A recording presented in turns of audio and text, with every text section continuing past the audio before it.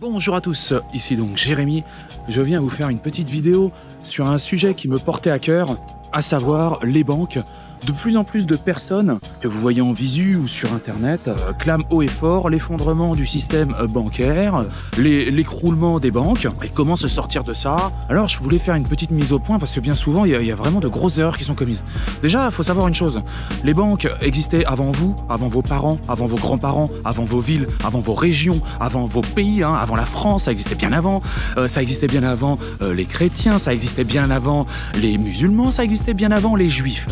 Les banques sont très très vieilles. Et là où je veux en venir, c'est que les banques ne sont pas apparues, n'ont pas été créées de toutes pièces depuis un cerveau malade qui avait pour but, le but démesuré de conquérir le monde. Les banques sont apparues petit à petit, d'ailleurs dans différents endroits du monde sous différentes formes, et elles répondaient à un besoin naturel, à savoir le besoin de financement à la base, donc le prêt qui a toujours été là, et donc sous différentes formes, le prêt usuraire, le prêt sous forme d'action, maintenant le prêt sous forme de crowdfunding, ou alors maintenant les prêts sous forme de crypto-monnaie, c'est toujours la même chose. Alors il y a différents noms, différentes formes, mais c'est exactement la même chose. Donc ça répondait à ce besoin-là, ça répondait aussi au besoin de protéger ses capitaux quand les humains ont commencé à capitaliser suite à leur sédentarisation.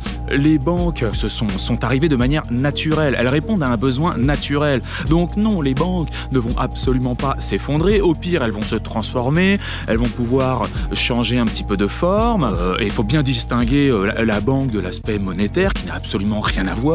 La banque et la monnaie sont deux choses complètement distinctes. Maintenant, ce qui est quand même intéressant de savoir, c'est qui a pour but, a pour ambition, finalement, vous propage l'écroulement des banques. Et bien écoutez, c'est bien souvent d'ailleurs des concurrents, finalement, sous différentes formes. Donc eux, ce ne sont pas des banques, ils vont vous proposer des crypto-monnaies, des projets financiers, des packages d'actions ou quoi que ce soit.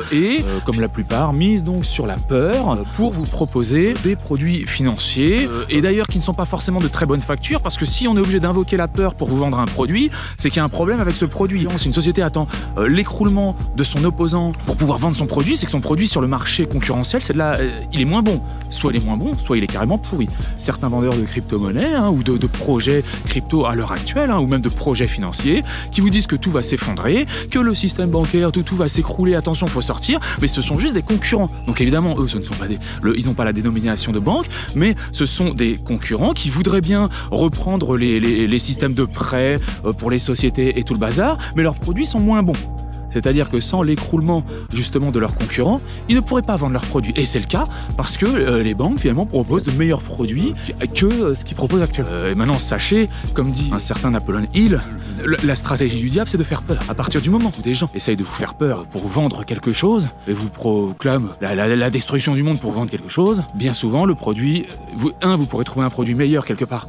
D'autres, parce qu'il est en concurrence avec quelque chose, il invoquera la peur dans le but de vous manipuler et de vous enlever toute réflexion. La peur permet finalement une baisse du quotient intellectuel finalement. Les banques ne vont pas s'effondrer. Au pire, elles vont fusionner, elles vont se transformer, mais les banques sont nées d'un besoin naturel. Ce besoin, et tant que ce besoin naturel de l'humain sera là, ça restera. Et vous pourrez dire ce que vous voulez, faire toutes les manigances que vous voulez, ça restera. Comme les transactions commerciales entre les humains sont vraiment bien plus vieilles que tous vos dogmes actuels ou tous vos prismes de réflexion. Et surtout qu'on voit bien que de toute façon, de la part des États, on voit bien que quand même l'épargnant est protégé. Quitte à imprimer du papier monnaie, ils tentent quand même de réguler un petit peu les trucs et que l'épargnant soit protégé dans le but d'éviter à tout prix une crise. On voit bien que le but n'est pas le chaos. Le but n'est pas le chaos, le but est de maintenir une stabilité, mais tout en faisant grossir un État, et c'est toujours là le problème, et tout en faisant grossir le système étatique et donc des fonctionnaires, de la fonction publique et tout ça. Faites attention, le diable, ce sont les gens qui essayent de vous faire peur, toujours, que ça soit les médias, que ça soit dans vos trucs religieux, que ça soit sur internet,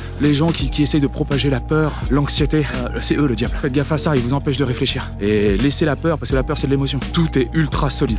Peu importe finalement qu'une banque même s'écroule, parce que le but n'est pas, il ne faut pas détenir de monnaie. Donc de toute façon, vous n'avez pas de monnaie dans une banque. Ce qu'il faut, c'est détenir des actifs. Parce que toutes les personnes qui ont détenu de la monnaie, on voit bien finalement au niveau du rognage de la monnaie, au niveau de l'impression de papier monnaie, on ne fait pas ça. On détient des actifs, on détient des terrains, on détient des actions, on détient tout ça. Mais et je ne le répéterai jamais assez, on ne détient pas de monnaie. La monnaie sert juste d'échange. C'est juste une base pour échanger un produit A contre un produit B ou un service C. Mais il n'y a pas de là conserver de la monnaie. Personne ne s'est jamais enrichi en conservant de la monnaie. D'ailleurs, tous les rois qui ont fait ça dans l'ancien temps ont absolument tout perdu, hein, il faut le savoir. Par contre, les rois et les royaumes qui se sont enrichis, ce sont des royaumes qui détenaient des actifs, qui détenaient des entreprises, qui détenaient des systèmes qui procuraient du cash flow. Ouais, le but c'est le cash flow, c'est pas que le cash soit immobilisé, c'est que justement il y a un roulement du cash et une entrée de cash vitam aeternam, quoi, indéfinie. Voilà, écoutez, je vous souhaite une excellente journée, je vous dis à bientôt pour de nouvelles vidéos, salut. Un grand merci pour avoir visionné cette vidéo en entier. Si cette vidéo vous a plu, n'hésitez pas à vous inscrire sur ma chaîne et à liker cette vidéo. Un petit pouce bleu fait toujours plaisir et m'encourage dans mon travail. Je vous encourage aussi à laisser un commentaire si vous avez des remarques par rapport à la vidéo ou bien à la réalisation. Merci à tous et à bientôt.